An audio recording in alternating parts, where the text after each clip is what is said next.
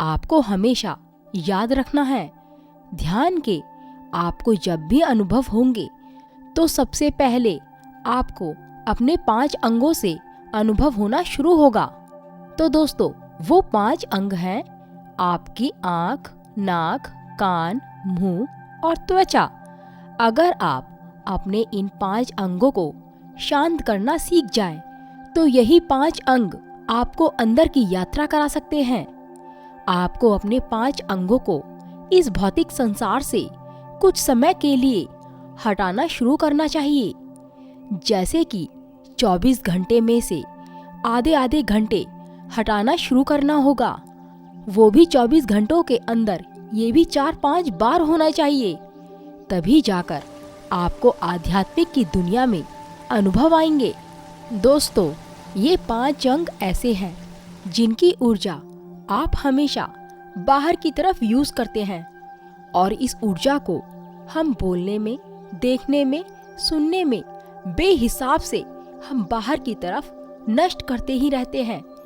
अगर आपने सही से आध्यात्म की दुनिया में उपयोग करना सीख लिया इस ऊर्जा को, तो व्यक्ति जीवन में बहुत बड़ी बड़ी ऊंचाइयों तक जा सकता है। दोस्तों, सबसे पहले आती है हमारी सांसें, जो हम नाक के जरिए लेते हैं।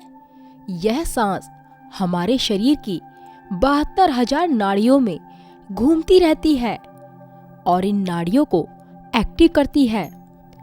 दोस्तों, जब हम ध्यान में होते हैं तो यही सांस हमारे शरीर नाड़ियों को रिलैक्स करती है, और ध्यान के अनुभव भी आपको नाक से ही महसूस होना शुरू होगा, क्योंकि जो ध्यान आपका बाहर की तरफ फैला हुआ है, उसी ध्यान को आपने नाक के जरिए अंदर की तरफ लेकर जाना होता है।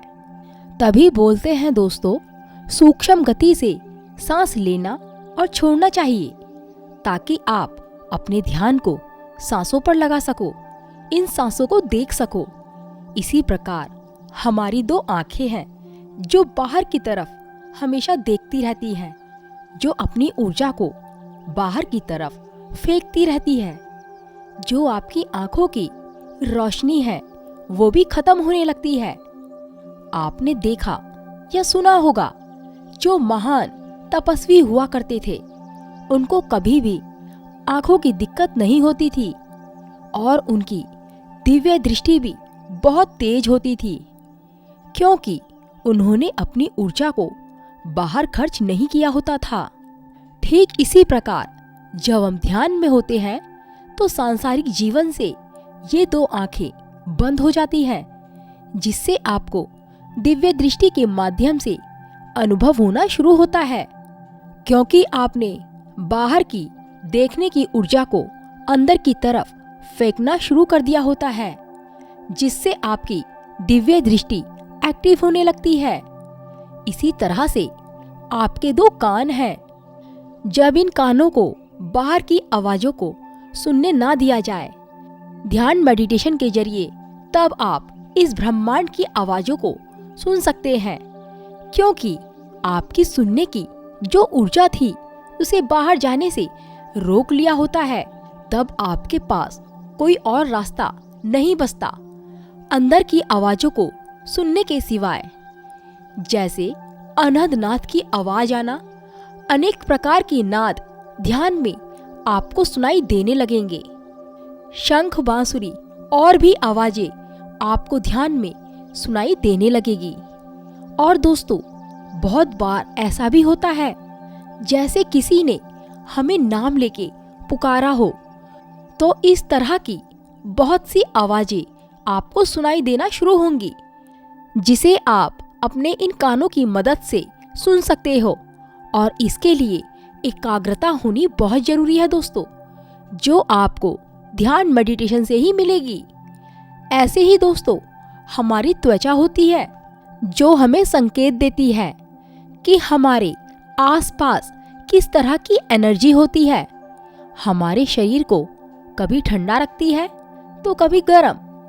आप अपनी त्वचा के जरिए जान सकते हो कि हमारा ध्यान सही दिशा में जा रहा है या गलत दिशा में जा रहा है। दोस्तों, ठीक इसी तरह आपका मुंह होता है।